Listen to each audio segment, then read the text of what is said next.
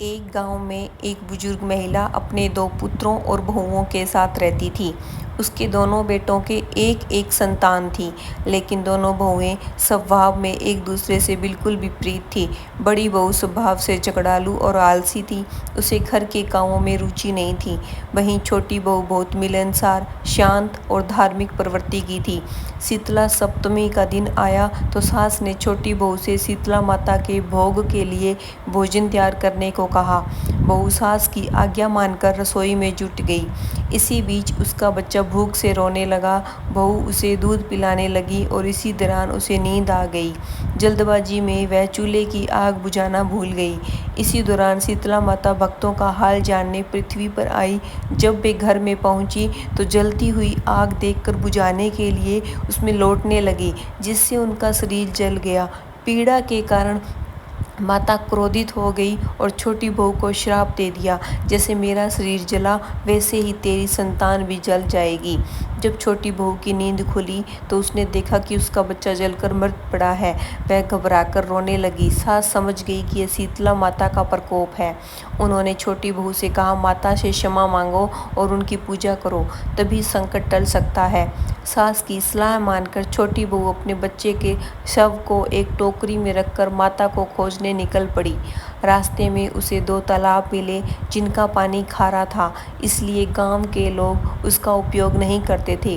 तालाबों ने उससे पूछा, तू कहाँ जा रही है? बहू ने अपनी विपत्ति की पूरी कहानी सुनाई। यह सुनकर तालाबों ने कहा, जब माता से मिले तो हमारे उद्धार का उपाय भी पूछ लेना। छोटी बहू ने उनकी बात मान ली और आगे बढ़ी। थोड़ा आगे उसे दो बैल मिले जो आपस में झगड़ रहे थे। उन्होंने भी बहू से पूछा, तू कहाँ जा रही है?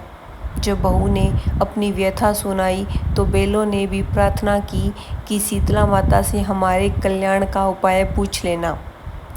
थोड़ी दूर जाने पर उसे एक बूढ़ी महिला मिली जो सिर पर खुजली कर रही थी। बूढ़ी महिला ने पूछा, तू कहाँ जा रही है? बहू ने अपनी कहानी सुनाई तो बूढ़ी बोली, क्या तू मेरा सिर खुजला देगी? बहू ने टोकरी नीचे रखी और प्रेम पूर्वक बूढ़ी महिला का सिर सहलाने लगी। जब उसके सिर की सारी जुएं निकल गई तो उसकी खुजली पूरी तरह ठीक हो गई। उसी समय बहू ने देखा कि उसका बच्चा भी पुनर्जीवित हो गया। अब उसे समझ आ गया कि यह कोई साधारण बुढ़िया नहीं बल्कि स्वयं शीतला माता थी। छोटी बहू ने माता के चरणों में गिरकर क्षमा मांगी। माता ने उसे क्षमा कर दिया और आशीर्वाद दिया, तेरा जीवन सौभाग्यशाली और समृद्ध रहेगा। इसके बाद बहू ने माता से दोनों तालाबों की मुक्ति का उपाय पूछा तो माता ने कहा, यह दोनों पूर्व जन्म में सौतन थी जो हमेशा आपस में झगड़ रहती थी और साधु संतों का अपमान करती थी। इसी कारण वे तालाब के रूप में जन्मी है। अगर तू उनका पानी पी लेगी तो वे मुक्त हो जाएगी। फिर बहू ने झगड़ते बैलों की समस्या बताई।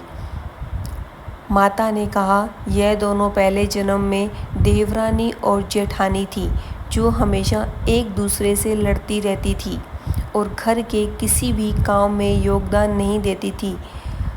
अब यह बैल बन गई है। अगर तू उनके गले की रस्सी खोल देगी तो वे भी मुक्ति पा लेगी। बहू ने माता को प्रणाम किया और बच्चे को लेकर घर आ गई। उसने सास और जेठानी को पूरी घटना बताई। छोटी बहू की समृद्धि देखकर जेठानी को ईर्ष्या हुई। उसने सोचा, अगर मैं भी माता के दर्शन कर लूं तो मुझे भी आशीर्वाद मिलेगा। अगले वर्ष शीतला सप्तमी पर उसने वही सब कुछ किया जो छोटी बहू ने किया था। माता ने उसे भी वही अभिशाप दिया, जैसे मेरा शरीर जला वैसे ही तेरी संतान भी जल जाएगी। अगले दिन उसका बच्चा भी जलकर मृत मिला। वह भी अपने बच्चे को लेकर माता की खोज में निकली। रास्ते में उसे तालाब और बैल मिले जिन्होंने माता से उनके उद्धार की प्रार्थना करने को कहा, लेकिन जेठानी ने स्वार्थी स्वभाव दिखाया और उनकी सहायता करने से इनकार कर दिया।